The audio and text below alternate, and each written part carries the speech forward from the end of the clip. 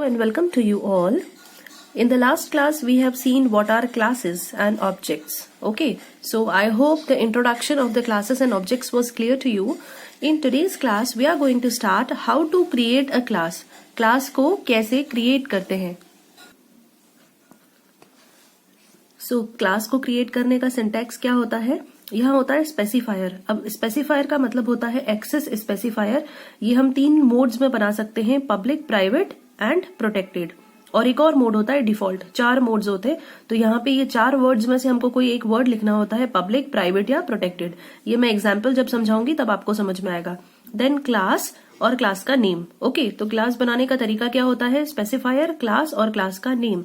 और ये होता है हमारा क्लास के ब्लॉक्स. जो भी क्लास का ब्लॉक है, यानी यहां से क्लास स्टार्ट होके यहाँ पे खत्म होगी, ये होगी मेरी क्लास की बॉडी. ओके, देन जैसे कि इसके पहले वाले वीडियो में मैंने आपको बताया था कि किसी भी क्लास में 2 मेंबर्स होते हैं, उसके डेटा मेंबर्स और मेंबर फंक्शंस. मतलब वेरिएबल्स, उस क्लास से रिलेटेड जितने भी वेरिएबल्स हमको देना है वो, और वो क्लास कैसे फंक्शन परफॉर्म करती है, कौन से फंक्शंस परफॉर्म करती है, वो फंक्शंस सारे यहाँ आ जाते हैं. ओके, तो ये डेटा मेंबर्स और मेंबर फंक्शंस.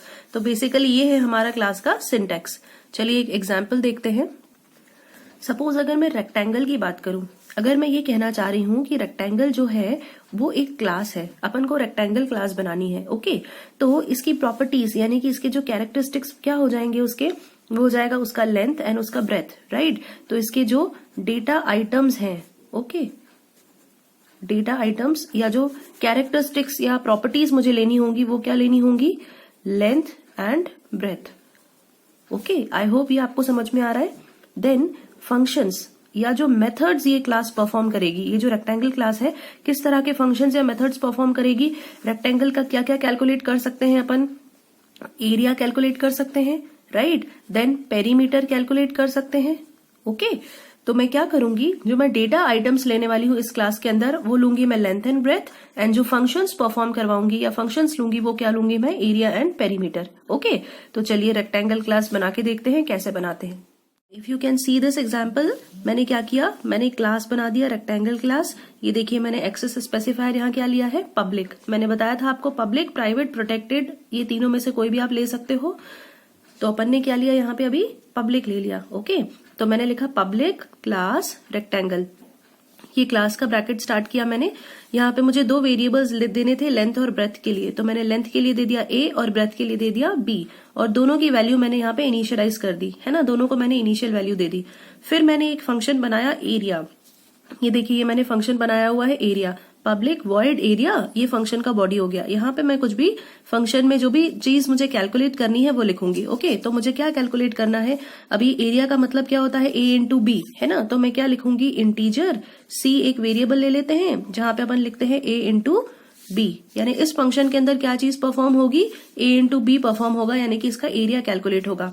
और ये जो एरिया है ये डिस्प्ले भी करवाना है अपन को. तो डिस्प्ले करने के लिए कंसोल में अपन क्या लाइन लिखते हैं, अपन लिखते हैं system dot out dot print ln and ये वेरिएबल दे दीजिए. ओके, तो मैंने क्या लिखा, एरिया कैलकुलेट किया और ये एरिया को डिस्प्ले करवा दिया. सेम चीज अपन किस में करेंगे, पेरीमीटर के लिए करेंगे. तो मैंने क्या लिखा, देखिए पब्लिक वॉइड. ओके, अब मैं पेरीमीटर वाला फंक्शन बना रही हूं, तो मैंने लिखा पेरी, और ये फंक्शन बन गया मेरा. यहां पर क्या कैलकुलेट करूंगी मैं, integer c is equal to 2 into L plus B. Perimeter क्या होता है रेक्टेंगल का, 2 into L plus B. Okay, तो मैंने लिखा 2 इंटू एल प्लस बी. और यही चीज हमको क्या करनी है, इसमें भी ये चीज डिस्प्ले करवाना है. तो मैंने लिखा system dot out dot print ln. Okay, ये क्लोज हो गया. ये फंक्शन का बॉडी यहाँ स्टार्ट हुआ, यहाँ क्लोज हुआ, और ये क्लास का ब्रैकेट बंद कर दीजिए. ओके, तो आई होप ये आपको दिख रहा है मैंने कैसे क्लास बनाई है. कुछ नहीं किया मैंने, सिंपल मैंने लिखा क्लास, क्लास का नाम, देन जितने भी वेरिएबल्स चाहिए थे ये हो गए उसके डेटा मेंबर्स. देन मैंने 2 फंक्शन बनाए इसके अंदर, और फंक्शन के अंदर जो भी चीज कैलकुलेट करवाते हैं अपन वो लिख दीजिए. ओके, तो ये होती है हमारी पब्लिक क्लास. इस तरह से हम पब्लिक क्लास बनाते हैं. Okay, now creating class with its objects. हमको बहुत अच्छे से पता है कि जो भी क्लास के अंदर आप जो भी फंक्शंस का यूज करते हैं या वेरिएबल्स का यूज करते हैं तो उनको इन्वोक करने के लिए, उनको रन या एग्जीक्यूट करने के लिए हमको ऑब्जेक्ट्स की जरूरत पड़ती है। ओके, बिना ऑब्जेक्ट्स के काम नहीं चलेगा। अगर हम आपके क्लासरूम का एग्जाम्पल ले लें, फॉर एग्जाम्पल क्लास 12th की अगर मैं बात करूं तो क्लास 12th जो है वो एक क्लास है, उसके अंदर जितने भी स्टूडेंट्स हैं वो क्या हो जाएंगे, उसके ऑब्जेक्ट्स। ओके, तो क्लास के अंदर जितनी भी चीजें हैं जिनका आप यूज करते हैं, एग्जाम्पल टेबल, बेंचेस, है ना, या बुक्स अगर आपकी क्लास में रखे हैं, आपकी क्लास के जो शेल्फ है उसके अंदर बुक्स रखे हुए हैं, तो उनका यूज कौन करेगा, आप यूज करेंगे। दैट मीन्स उसके स्टूडेंट्स या उस क्लास के ऑब्जेक्ट्स यूज करेंगे। ओके, क्लास तो खुद को यूज नहीं कर पाएगी ना, क्लासरूम के अंदर जो चीजें हैं उनको यूज करने के लिए you need somebody who should use these things, right.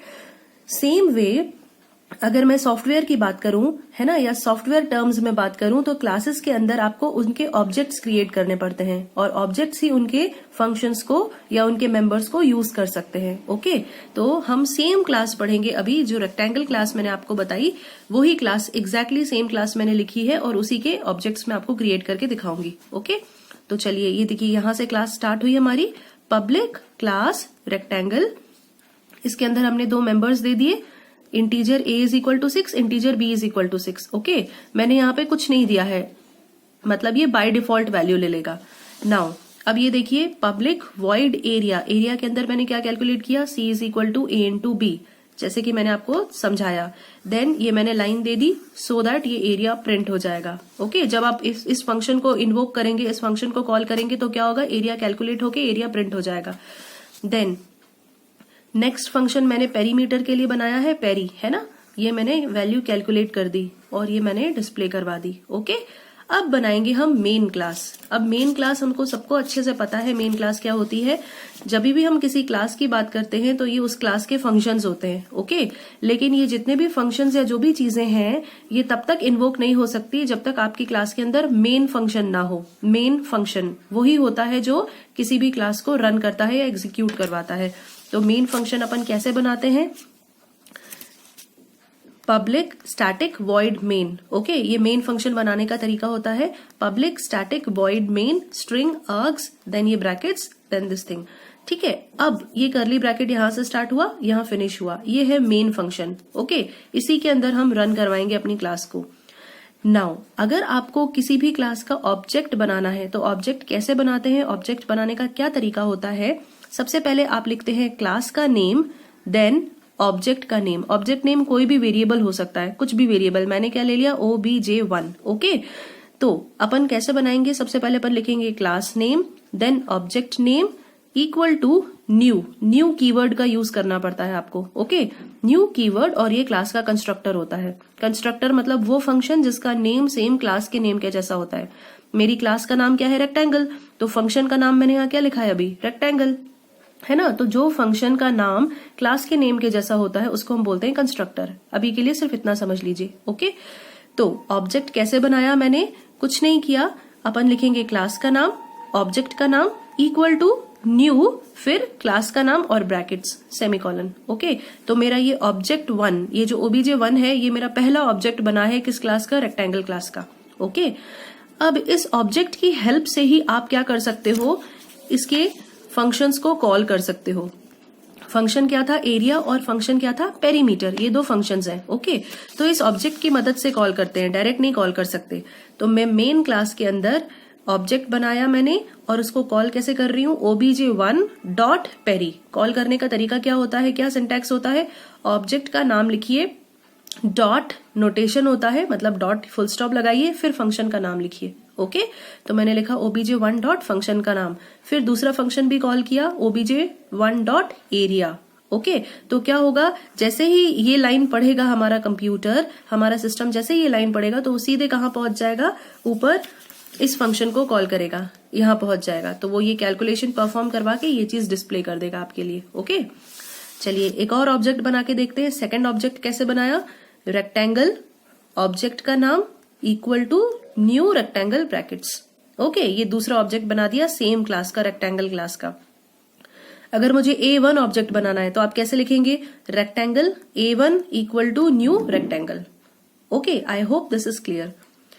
तो चलिए ये ऑब्जेक्ट अपन ने बना दिया था, इस ऑब्जेक्ट की मदद से भी फंक्शंस को कॉल कर लेते हैं। कैसे कॉल करेंगे, obj2 dot peri. obj2 dot area, ये दोनों को कॉल किया। ठीक है, चलिए आउटपुट देख लेते हैं। जैसे ही मेरे प्रोग्राम ने ये पूरी ऐसे क्लास देखी, ठीक है, ये क्लास मिली मेरे प्रोग्राम, मतलब प्रोग्राम कंप्यूटर को ये प्रोग्राम मिला, जैसे ही ये क्लास मिली, अब उसके बाद वो सीधे आया मेन पे, क्योंकि हमारा जो प्रोग्राम स्टार्ट होता है एग्जीक्यूशन वो मेन से स्टार्ट होता है ना। तो मेन फंक्शन में उसको क्या मिला, क्या चीज एग्जीक्यूट करवानी है, obj1 डॉट पेरीमीटर को कॉल किया जा रहा है एंड एरिया फंक्शन को कॉल किया जा रहा है। ठीक है, तो पेरीमीटर को पहले कॉल किया है, तो पहले ये पेरीमीटर पे जाएगा। यहाँ क्या मिलेगा उसको, integer c is equal to 2 into a plus B, ये वैल्यू कैलकुलेट होके डिस्प्ले हो रही है। तो ये देखिए डिस्प्ले हो गई, क्या डिस्प्ले हो गई, perimeter is 22।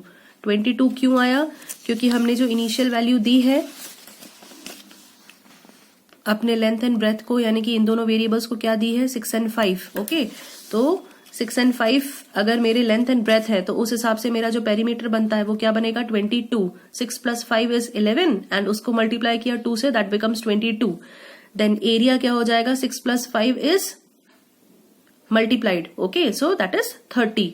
Fine. So same way second object की बात करूं, ये देखिए आउटपुट 2 बार आया है, क्यों, क्योंकि पहले बार उसने ऑब्जेक्ट 1 के लिए किया, सेकंड टाइम उसने ऑब्जेक्ट 2 के लिए किया। ओके, तो ऑब्जेक्ट 2 में फिर से उसने पेरीमीटर को कॉल किया, अपने वैल्यूज तो वही थे 6 और 5, कोई चेंज नहीं हुआ, तो इसीलिए आ गया 22 और एरिया क्या निकल गया, 30। Right, so I hope this is clear how to create the objects of a class and how to create a class, right?